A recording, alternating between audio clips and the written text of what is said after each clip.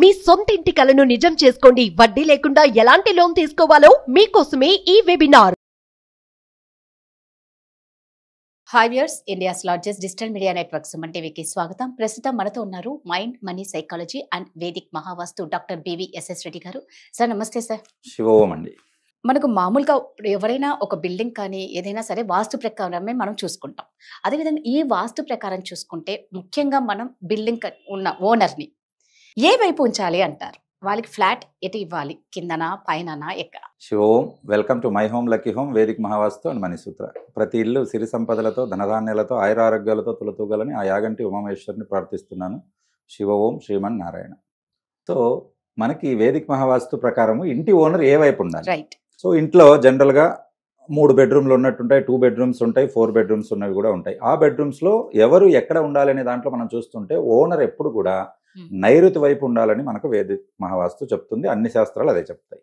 నైరుతి అనేది ఎందుకు ఉండాలి? అక్కడ ఓనర్ అక్కడ ఉంటే వచ్చే లాభాలు ఏంటి, అక్కడ కాకుండా వేరే చోట ఉంచే నష్టాలు ఏంటి అనేది మనం చూద్దాం. ఫస్ట్ నైరుతి వైపు ఉన్నట్లయితే వచ్చే లాభాలతో మనం పోల్చుకుంటే నైరుతి పృథ్వీతత్వాన్ని కలిగి ఉంటుంది. పృథ్వీతత్వం అంటే భూమి. పంచభూతాలలో ప్రధానమైనటువంటిది నీరు, భూమి, రెండు ప్రధానం. ఇవి రెండు ఉన్నందుకే అందరి కడుపులు నిండుతున్నాయి, వ్యవసాయం జరుగుతుంది. మనకు మన భారతదేశమే మనకు వ్యవసాయానికి ప్రధానంగా ఉండి అందరితో సత్సంబంధాలు నెలకొల్పుతుంది. అలాంటి భూమి తత్వము మంచికి వస్తుంది, అందుకు నైరుతిలో ఉండాలి. ఓనర్ ఎందుకు నైరుతిలో ఉండాలి అని అంటే, నైరుతిలో ఉన్నటువంటి పృథ్వీతత్వం ఏం చేస్తుంది? మీరు పిడికెడు గింజలు ఇస్తే పుట్టెడు గింజలు ఇస్తుంది. ఒక మూట ధాన్యం మనం భూమిలో ఇత్తనంగా వేస్తే మనకు 40 మూటలు వస్తాయి. కాబట్టి ఇది ఏం సూచిస్తుంది? మనకు మల్టిప్లికేషన్. కాబట్టి అది ఎవరికి రావాలి? ఓనర్కి ఉండాలి. ఎందుకు? ఆ ఇంటి మొత్తం పోషణ ఏం చేస్తాడు ఆయన? మొత్తం ఆ పోషణ అనేది వాళ్ళను పోషించాలి ఆ ఇంటిని. కాబట్టి అలాగే స్టెబిలిటీ ఉండాలి.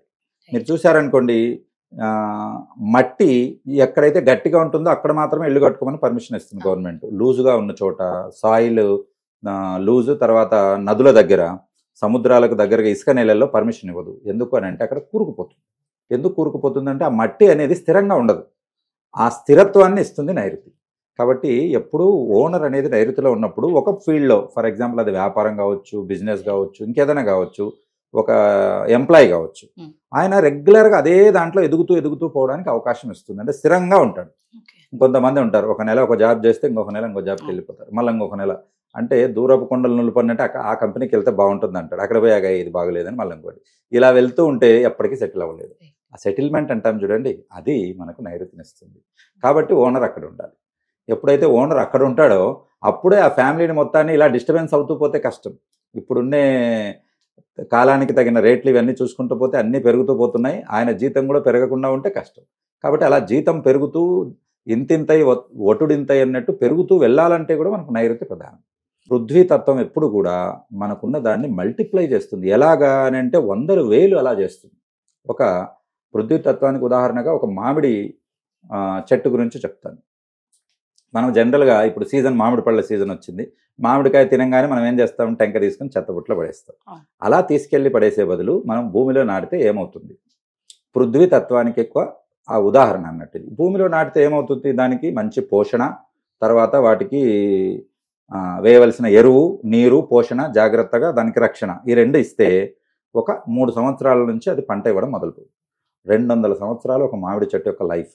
ప్రతి ఇయర్ మీకు 200 నుంచి 300 పండ్లను ఇస్తుంది. 200 ఇంటూ 200 ఎంత అవుతుంది? అన్ని రకాల పండ్లను మనకి ఇస్తుంది. ఇవి మనకు మనిషికి కడుపు నింపడం కాకుండా పక్షులకు ఆవాసము, అది ఇరిగిపడిన పుల్లలు వస్తే అక్కడ పనికొస్తాయి, తర్వాత నీడనిస్తుంది. కాబట్టి ఆ చెట్టు నీడన కొన్ని పెరిగే పశుపక్షాదులు, తర్వాత చిన్న చిన్న మొక్కలు ఇవన్నీ ఉంటాయి. కాబట్టి మామిడి చెట్టు ఈ రకంగా ఎలాగైందో ఉందో పృథ్వీతత్వానికి ప్రతీక. అందుకే పంచభూతాలకు సంబంధించిన చెట్లు 5 ఉంటాయి.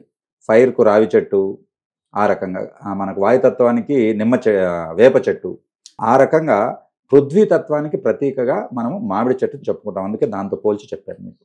సో ఇది నైరుతి యొక్క బలం. కాబట్టి అక్కడ ఉండాలి. ఇంకొకసారి ఎలా ఉంటుందంటే తండ్రి కొడుకు ఇద్దరు సంపాదిస్తుంటారు. కాబట్టి ఇద్దరు ఉన్నప్పుడు వాళ్ళకి ఎక్కడ రూమ్లు ఇవ్వాలి? పైన ఎవరికి ఇవ్వాలి, కింద ఎవరికి ఇవ్వాలి? మీరు అన్నట్లు ఇప్పుడు డూప్లెక్స్ రూమ్ ఉందనుకోండి, అప్పుడు ఎవరికి ఇవ్వాలి? అప్పుడు వయసు ఎక్కువ ఉన్న వాళ్ళు ఎప్పుడు కూడా భూమికి దగ్గరగా ఉండాలి. దీనిలో సైంటిఫిక్ లాజిక్ కూడా ఉంది. ఎందుకనంటే ఒక వయసు వచ్చాక కొన్ని రకాల సమస్యలు అంటూ ఉంటాయి.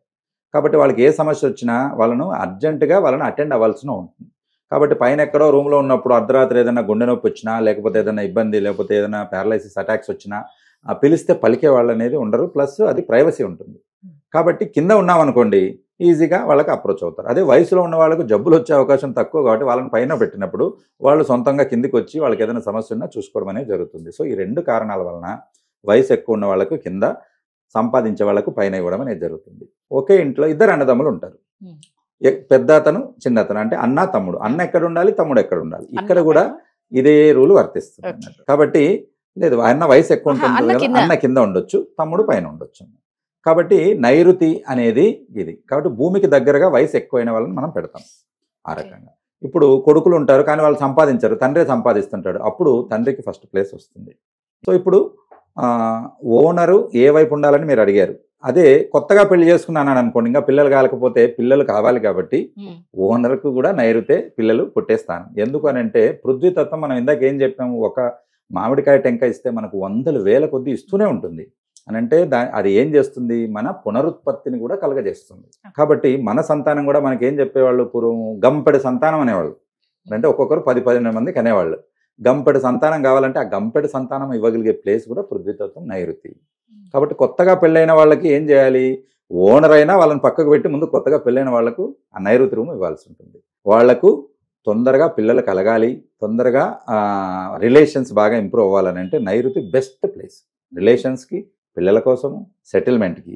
కాబట్టి స్థిరంగా ఉండడానికి మనసు కూడా మన స్థిరంగా ఉండి ఒకటే జాబ్లో సెటిల్ అయిపోయి దాంట్లోనే ఎదుక్కుంటూ వెళ్తాడు. ఎప్పుడైతే స్థిరంగా ఉంటేనే మీరు చెప్పినవన్నీ దగ్గరికి వస్తాయి. లేకపోతే మారుతూ వెళ్ళారనుకోండి ఎవరికి కూడా దాని యొక్క ఫలితం కనపడదు. సో నీలక్కడ అనేది చాలా అవసరం. మీరు అన్నట్లు ఒక వ్యాపారంలో సెటిల్ అవ్వాలన్నా, పిల్లలు కావాలన్నా, దేనికైనా నైరుతి అనేది చాలా సూపర్ అండి. థ్యాంక్ యూ అండి.